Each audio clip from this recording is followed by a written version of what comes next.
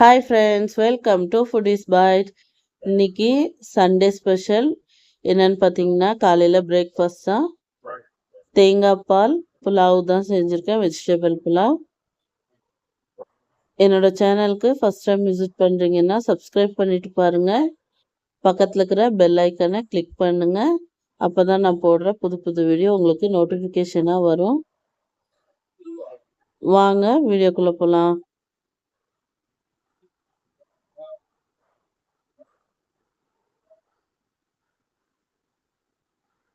இப்போ ஒரு பேன் வச்சுருக்கேன். பேன் காஞ்ச உடனே எண்ணெய் சேர்த்துக்கிறேன். நான் ஒரு 75 கிராம் எண்ணெய் சேர்த்துருக்கேன். எண்ணெய் காஞ்ச உடனே பட்டை, கிராம்பு, ஏலக்காய் இது எல்லாமே சேர்த்து நல்லா பொரியட்டும். 1/2 ஸ்பூன் சோம்பு சேர்த்துக்கிறேன். 2 பே லீஃப் சேர்த்துக்கிறேன். இதெல்லாம் நல்லா பொரிஞ்ச உடனே ஒரு 15 பச்சை மிளகா 2ஆக கட் பண்ணி வச்சுருக்கேன், அதையும் சேர்த்து நல்லா ஃப்ரை பண்ணிக்கிறேன். இந்த புலாவுக்கு பச்சை மிளகா தான் காரம், வேறு எந்த மிளகாத்தூள் எதுவும் சேர்க்க போகிறதில்ல. இப்போ ஒரு 100 கிராம் அளவுக்கு வெங்காயம் சேர்த்துக்கிறேன். இது எல்லாமே நல்லா ஃப்ரை ஆகட்டும்.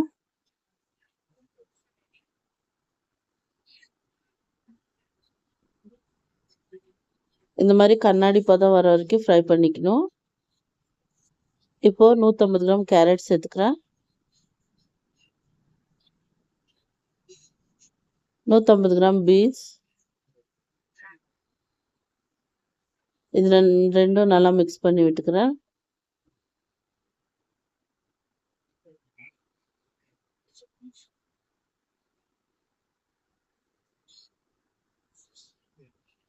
மூடி போட்டு ஃப்ரை பண்ணிக்கிறேன். நம்ம போட்ட காயெல்லாம் நல்லா வேகணும், அதனால் நடுவில் மிக்ஸ் பண்ணி விட்டுக்கலாம், இல்லைன்னா அடி பிடிச்சிரும். இப்போது 200 கிராம் பட்டாணி சேர்த்துக்கிறேன். இது ஃப்ரெஷ் பட்டாணி தான். இப்போ ஒரு 100 கிராம் அளவுக்கு டபுள் பீன்ஸ் சேர்த்துக்கிறேன். இது எல்லாமே சேர்த்து நல்லா மிக்ஸ் பண்ணிடலாம். நான் ஏன் பட்டாணியும் டபுள் பீன்ஸும் கடைசியாக சேர்த்தேன்னா, இது சீக்கிரமாகவே வெந்துடும், அதனால தான். கேரட், பீன்ஸ் கொஞ்சம் வேக லேட் ஆகும். இந்த வெஜிடபிளுக்கு தேவையான அளவுக்கு உப்பு சேர்த்துக்கிறேன்.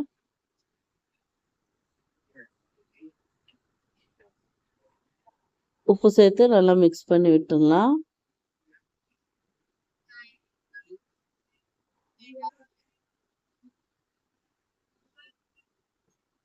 இப்போ 1.5 ஸ்பூன் இஞ்சி பூண்டு பேஸ்ட் சேர்த்துக்கிறேன்.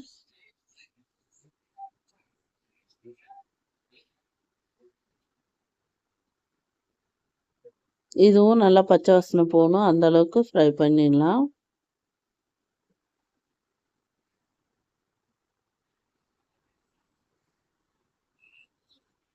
இப்போ இந்த அளவுக்கு ஃப்ரை ஆகிருக்கு. இதில் 1/4 கட்டு புதினா, 1/4 கட்டு கொத்தமல்லி சேர்த்துக்கிறேன். நல்லா பொடியாக அரிஞ்சு வச்சு சேர்த்துக்கிறேன். வெஜிடபிள், புதினா இது எல்லாமே நல்லா ஃப்ரை ஆகணும், அந்த அளவுக்கு ஃப்ரை பண்ணிக்கலாம்.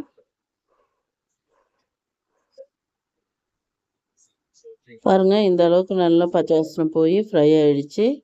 இப்போ நான் சைடில் தண்ணி நல்லா கொதிக்க வச்சு வச்சுருந்தேன், அதை சேர்த்துக்கிறேன்.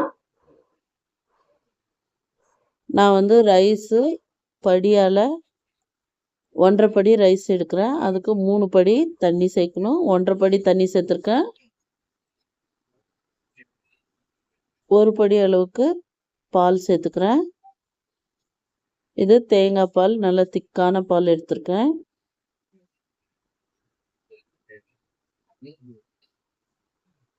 அரிசி 20 நிமிஷம் நல்லா ஊற வச்சு வச்சுருக்கேன், அதனால தான் தண்ணி நான் கொஞ்சம் கம்மியாகவே சேர்த்துருக்கேன்.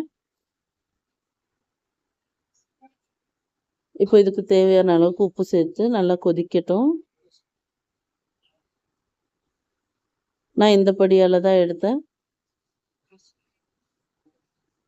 ஒரே ஒரு தக்காளி பால் தண்ணி எல்லாம் கொதிக்கும் போது கட் பண்ணி சேர்த்துக்கிறேன். இது கலர் வரக்கூடாது, கலர் வந்தால் ரைஸ் கலர் மாறிடும், அதனால தான் லாஸ்ட்டாக சேர்த்துக்கிறேன், ஒரு ஃப்ளேவருக்கோஸ்கரம். இப்போ நல்லா பபுள்ஸ் வர ஆரம்பிச்சிருச்சு. தண்ணி வடிகட்டி வச்சு இந்த அரிசியை நான் சேர்த்துக்கிறேன்.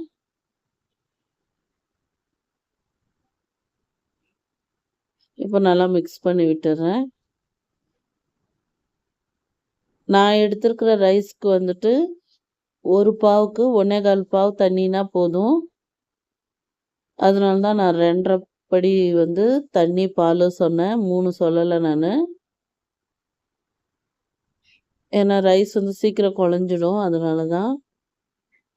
இப்போ நல்லா கொதித்து ரைஸ் இந்த அளவுக்கு ஆயிருக்கு. இப்போ தம் போட்டுடலாம். நான் இன்னொரு அடுப்பில் தோசைக்கல்லை நல்லா ஹீட் பண்ண வச்சுருந்தேன்.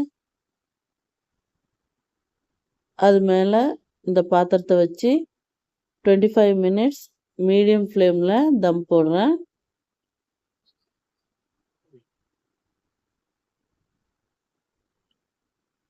பாருங்கள், ரைஸ் சூப்பராக வந்திருக்கு. நல்லா உதிர உதிரா, அடி பிடிக்கல, எதுவுமே இல்லை, சூப்பராக வந்திருக்கு.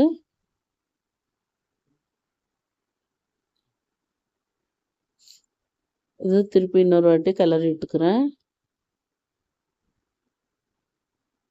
இப்போ ஒரு பவுலுக்கு மாற்றிக்கலாம்.